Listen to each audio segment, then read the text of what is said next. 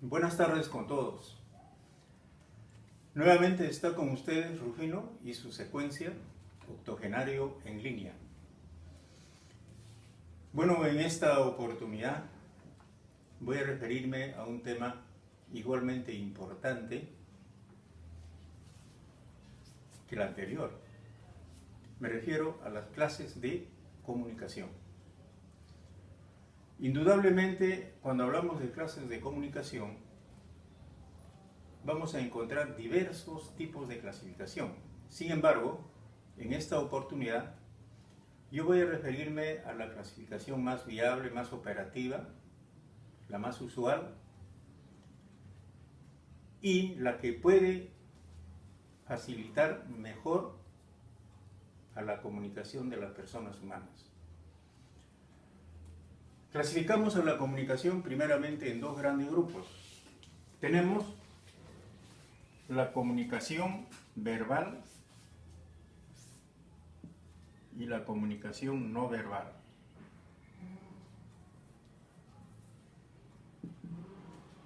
Entendemos por comunicación verbal, lógicamente, al tipo o la clase de comunicación que utiliza los signos orales, los signos verbales, para elaborar los mensajes. Mejor dicho, el lenguaje hablado, ¿no? Y entendemos como clase de comunicación no verbal cuando el proceso de la comunicación utiliza códigos de carácter no verbal, códigos de carácter semiológico. ¿Por qué decimos semiológico? Porque la semiología es una ciencia que utiliza o que estudia los signos de distintas naturalezas. Los signos gráficos, los signos, imágenes, gestos, movimientos del cuerpo, posturas, el contacto visual, el tono de voz, etcétera, que van a servir para elaborar los distintos tipos de mensajes. Entonces, estos dos grandes grupos de comunicación se diferencian. En el primer caso es verbal porque utilizan los signos orales, los signos verbales. En el segundo caso porque utilizan otro tipo de códigos no verbales, ¿no? Como ya hemos mencionado. Ahora bien, aparte de estos dos grupos, podemos nosotros mencionar la comunicación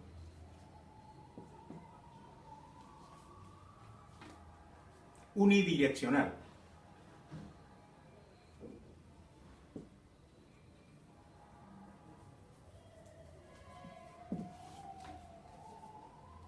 O intrapersonal.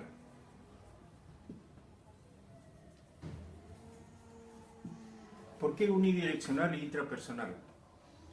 Es porque en este tipo de comunicación el emisor y el receptor es la misma persona.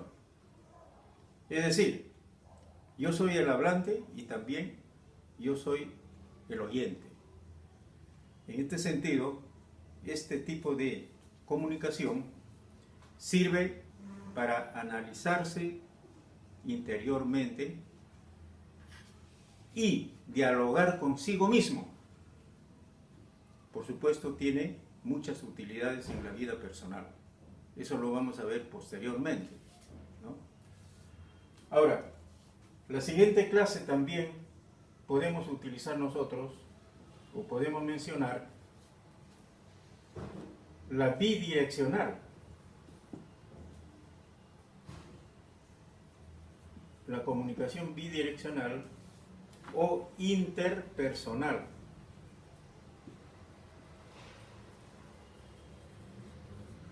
Bidireccional o interpersonal. Este tipo de comunicación se da necesariamente entre dos personas, el hablante y el oyente. Ya sabemos que al hablante podemos designarle también con el nombre de emisor o destinador, y al oyente le podemos también denominar receptor o destinatario. Entonces, Los mensajes se intercambian entre estos dos elementos, utilizando lógicamente el mismo código, utilizando el mismo canal, utilizando también, digamos, todas las características que tienen estos dos elementos de la comunicación.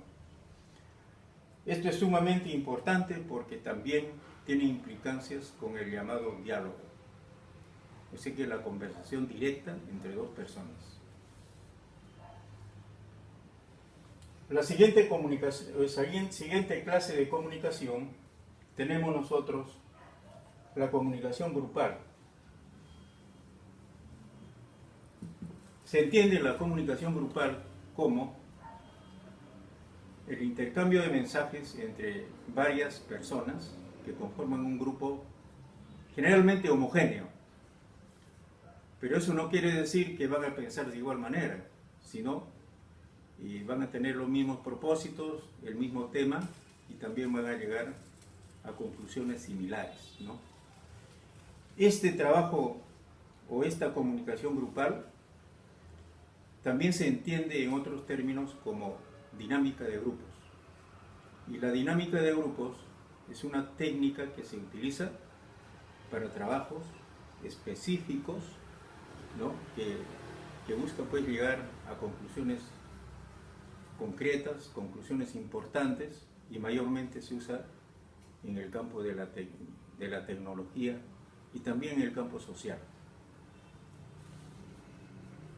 Las implicancias, ventajas y desventajas de esta comunicación grupal va a ser motivo de análisis en otra secuencia. Entonces lo vamos a dejar para otra oportunidad.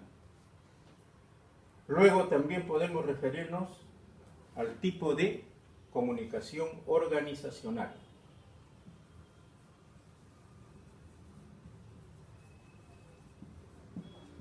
El tipo de comunicación organizacional. Como su mismo nombre lo indica, se refiere al proceso de comunicación que utilizan las organizaciones humanas diversas. Pueden ser organizaciones sociales, pueden ser asociaciones, sindicatos, pueden ser empresas privadas, empresas públicas, instituciones privadas, instituciones públicas, etc., que tienen la suma necesidad de comunicarse entre ellos, utilizando diversas técnicas y códigos, lógicamente. Debemos entender nosotros de que la comunicación como un proceso social tiene que determinar el clima social de una organización. Muchas veces por falta de comunicación se originan problemas a nivel de grupos y de instituciones. Entonces el líder o el responsable de la organización tiene que tener muy en presente este tipo de comunicación. También va a ser motivo de análisis y de distinguir sus ventajas, desventajas, etc. en la siguiente secuencia. Luego vamos a mencionar la comunicación de masas, o comunicación pública o de masas.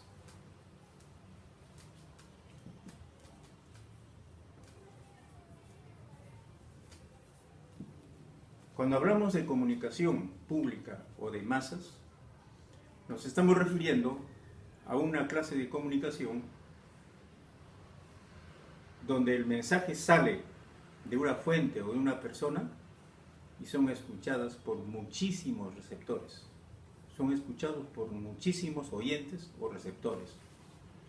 Entonces, utilizando, lógicamente, ¿no?, ciertos productos de la tecnología, como por ejemplo la radio, la televisión, los periódicos, las revistas, y ahora, en nuestros tiempos, las redes sociales. Entonces, este tipo de comunicación pública o comunicación de masas se da a través de los medios masivos de comunicación, ¿no? Y que también la sociedad humana debe tener muy en cuenta por la importancia que tiene esta clase de comunicación. Lo veremos en las siguientes secuencias con mayor detenimiento. Como puedo decir, identificarla mejor, describirla mejor, analizarla mejor y luego ver sus ventajas, desventajas dentro del desarrollo social del hombre. Y finalmente podemos mencionar también otro tipo, otra clase de comunicación, la comunicación intercultural.